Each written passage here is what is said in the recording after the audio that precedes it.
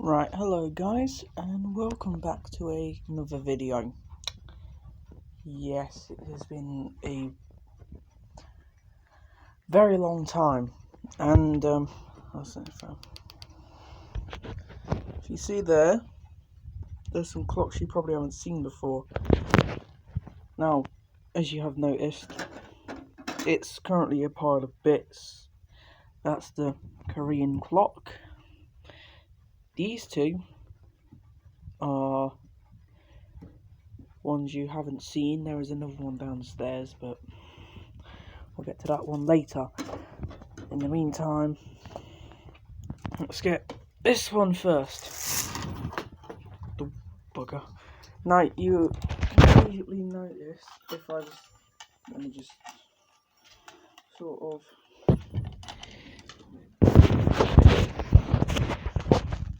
it is chain driven, and if you're wondering where the weights are, right, this is the pendulum, first of all. It's quite a nice pendulum actually, very basic. And this is the pendulum for that clock. These are weights. Now, these are not the original weights, but they are cuckoo clock weights, but they work, and I think they go quite nice with the clock, even though they are not original.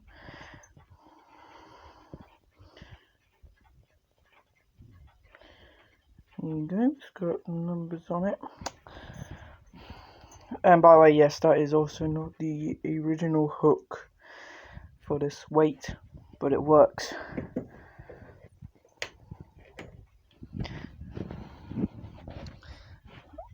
This is the back of the clock, just like it's like an early form of plastic they used in Germany in the 50s and 60s. Now this clock,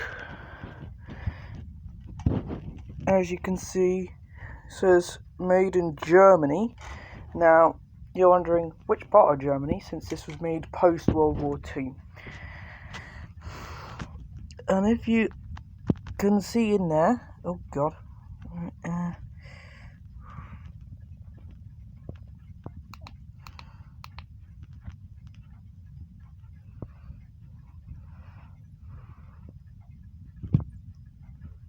it says West Germany. And also, I'll turn my flashlight off. And if you have noticed, there are 3 chime rods. And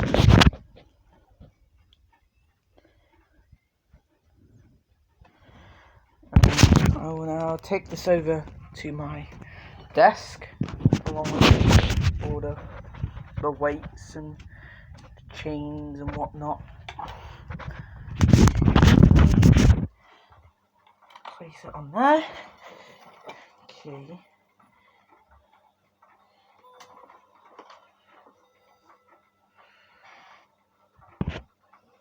Right, so if I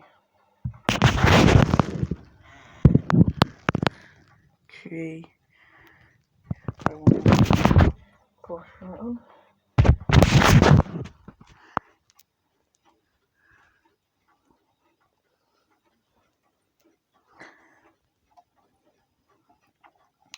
Now, honestly, I should probably get one of the weights on this. Right, actually, no, I'll just. Okay, you know what? I'm gonna close the bezel. I'll just do it manually, like this. This is what it sounds like. I'm not very good at this.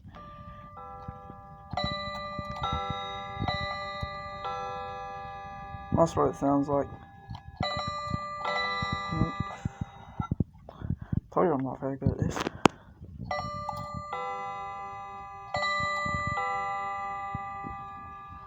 Very nice, classic bim bam. So yeah, it's my first clock that does bim bam. Also, coincidentally, my first clock that runs on weights and chains. Now you may say, but you've already got a weight driven. Yes, but I said weights and weight, like driven by weights and chains, not weights and like a weird cord. I'm going to put this back on the bed. And now we are going to get this second clock, which is very odd. It uses the same key as the Korean clock, probably because it is also Korean made, as I'm guessing. It's heavier, that's for sure, because it's a full case, not just a... I bought this clock, and this one at the same market, at the same market stall thing. Someone was selling off all their old clocks. Oh yeah, there's the Smith's clock going off, and there's that one. Yeah, this one was £25, and so was this one. When I say pounds, I mean the price, not the weight. If there are any Americans watching.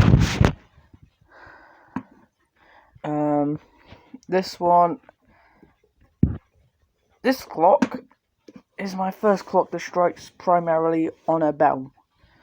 Okay, not on a coil gong and a bell like that one. This one strikes primarily just on a bell. Nothing else. It's got very small hands, but here we go.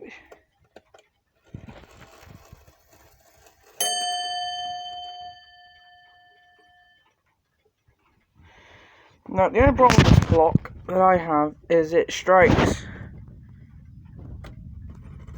2 minutes before it's meant to.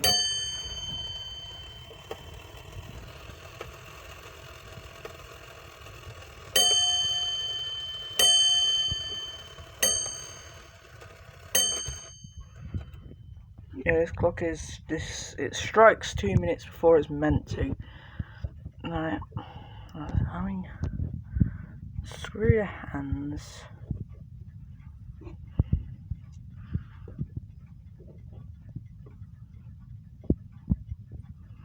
Okay, there's a bit of a problem. It's got one of them like square fittings. Anyway, you can't put it any other place.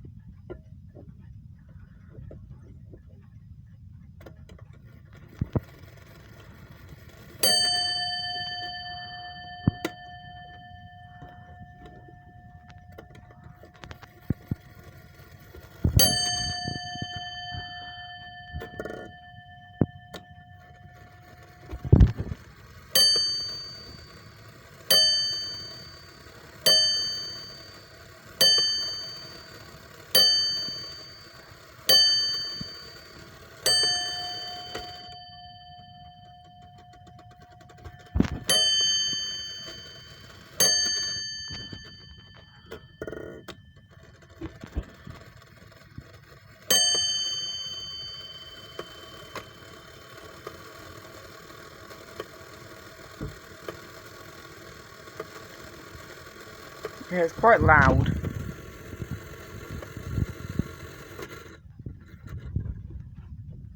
Yeah. Oh God, I'm losing that. Yeah. It does need a bit of attention. Mainly in just the department of, you know, striking when it's meant to. Not friggin' just striking when it wants to. Oh, there we go, I've sorted it out a little bit. Alright. Just want to test.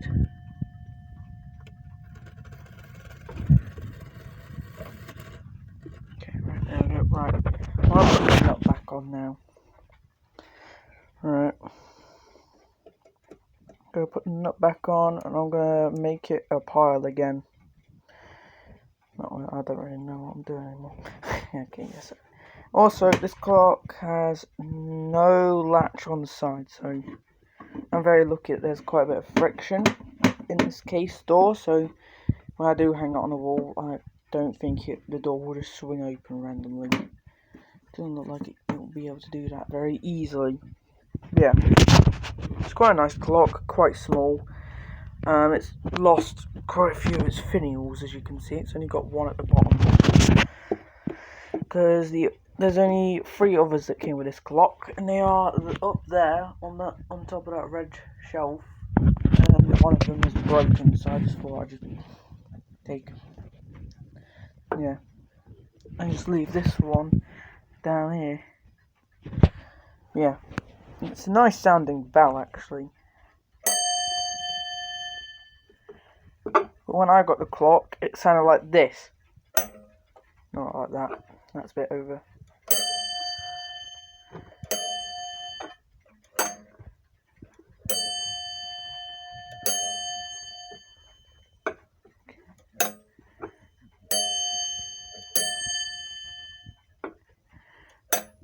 It sounded kind of like that, because, yeah, that was the noise, that was it. Just a sort of clang noise. Yeah, I think this bell needs a bit of tightening, but, okay, right. I will be back with you shortly once I've put all these back. And there we go, it's back as a pile again. So, yeah, this clock, at some point, if you're wondering why it wasn't there, I did get it running for a little bit, but then it stopped, so I'm gonna have to be giving it a bit of a squeaky clean, I think. I don't know, I think the movement in it is just, it needs to be cleaned, I think. This one, the one from my last video, still working as always. Good old regulator, still working. Yeah, working. That one's been stopped. Not because it's broken, just because it's at the wrong time. I've had most of my clocks stopped for a while. And also, the Bakelite Bakelite Enfield has been moved up here next to the Bentima, which, if you've noticed, is missing its nut. Now, where is the nut, you might add?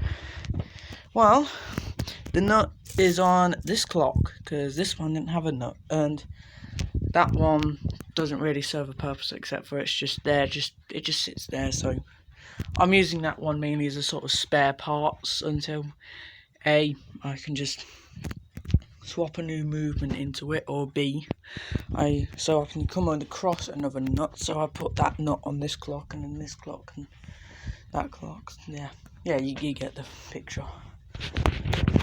So I hope you've enjoyed this video, and I guess I will see you in the next one.